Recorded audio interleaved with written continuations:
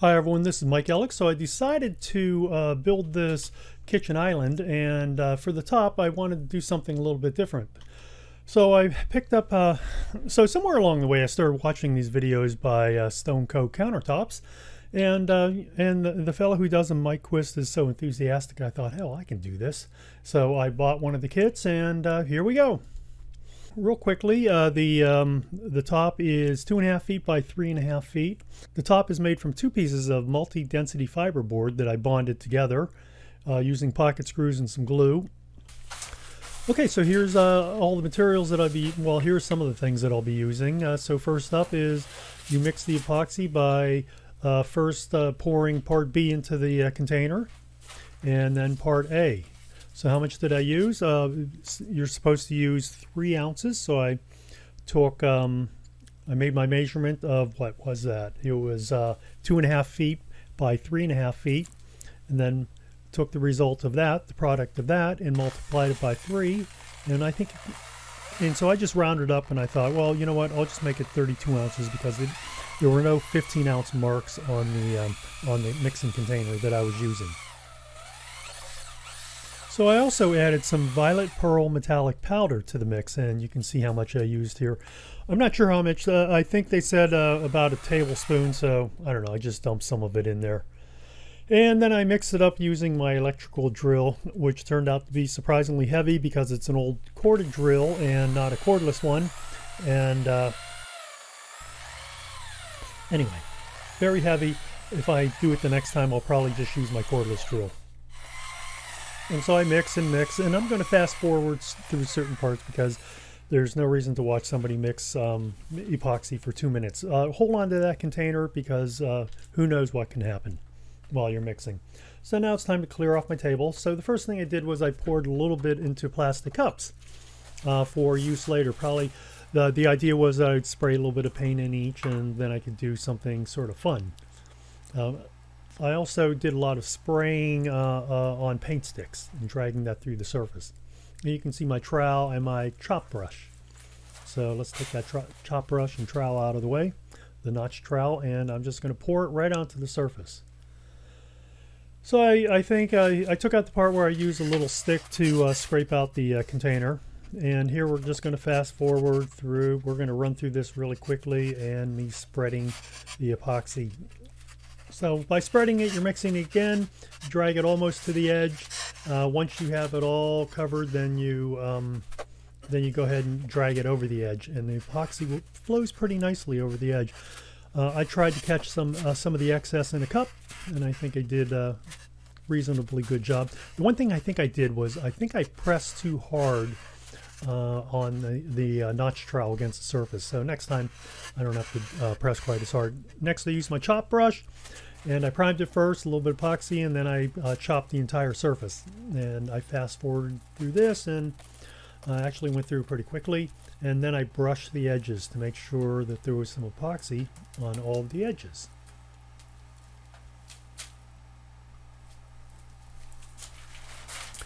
I would say it probably took about, I don't know, 4 or 5 minutes to do all of this.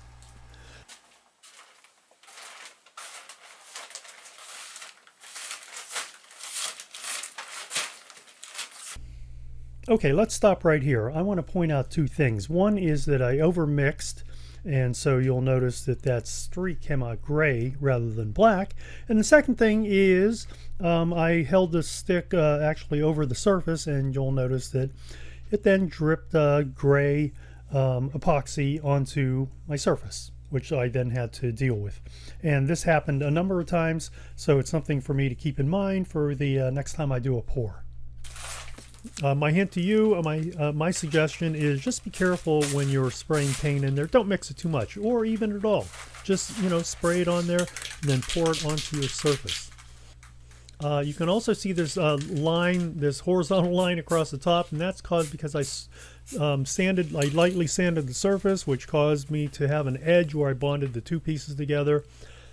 So, a couple of mistakes along the way. Now here I took some blue metallic paint, and I dragged it through my main vein. And you know what, it really worked pretty well, so I did it a couple more times in several more spots. I didn't want the blue to dominate the piece, but I did want it to show up. Then I took some black spray paint and repeated that. Or maybe this is the green. No, I think that's the black. The heat gun for me really worked pretty well to move the epoxy around. And you can really see how it just really pushes it left or right, or however you're using the heat gun. You probably could use a hairdryer, but I didn't trust the hairdryer because our hairdryers, well, it has a lot of hair in it, and I don't want to be blowing any more hair than I have to onto the onto my working surface. What you don't see is I did spritz this a couple times just with some 91% isopropyl alcohol, and here's one. Here's a cup of extra stuff that I sprayed material into, and in this case I did not mix it. You can see how much more interesting that is.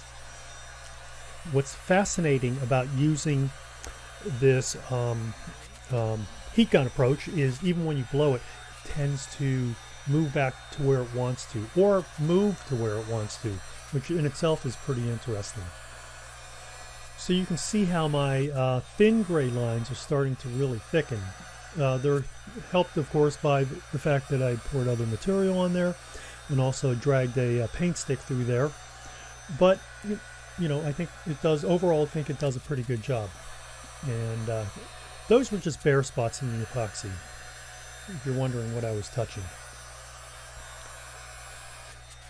Now you can see the epoxy really starting to spread, especially when I did the layers. Oh, here we are. Now this is just, I think, I don't know what color this is. I guess this is just black, or maybe it's blue. I didn't really use too many colors. I pretty much used black, blue, and blue metallic, and a small, very small amount of green. Oh, I also used some hammer tone, sort of like a very dark bronze. You can see the green that I just scraped through, and if you look in the upper right corner of the piece, you can see just a small amount of that green metallic paint. This paint in particular had big green flakes, and same with the blue, very large blue flakes, which I actually found to be sort of, which I actually found to be rather interesting for this piece. Now I just dripped some white, and you can see the blue in there. I don't know why I did a squiggle, but I did. But it's pretty crazy, right? I know. You know. How much does it cost to make these? They say $5 per square foot. But this entire process is really quite simple. And I think if I can do it, I think anybody could do it. I really shouldn't say that because I do have pretty good mechanical skills, really with almost anything. But it really, however, I will say that I think it is a very simple process. You don't need too many tools. You do need the heat gun, you need a torch. I don't think I show myself torching it, but I did torch it several times, you know, as recommended. Mostly I use the heat gun to move things around. I picked up the piece several times to tilt it, but for me, I don't know if the epoxy had been on the piece too long, but it really didn't move at all. So I just, after a few times, I just put it down, mostly because it was sort of a heavy piece, being two pieces of MDF board bonded together. And finally, I took whatever was left in all of the containers and just rubbed along the edges, because I really wanted to make sure that that all the edges were covered. And in fact, when they finally dried, all of the edges were covered with epoxy. So this is my final piece, and you can see how the gray really spread out. I think adding the other colors to it helped quite a bit. So I would say, if you're really I would say if you're hesitant about doing this, don't be. You really can't make a mistake, and if it's really terrible, just flip it over and do the other side.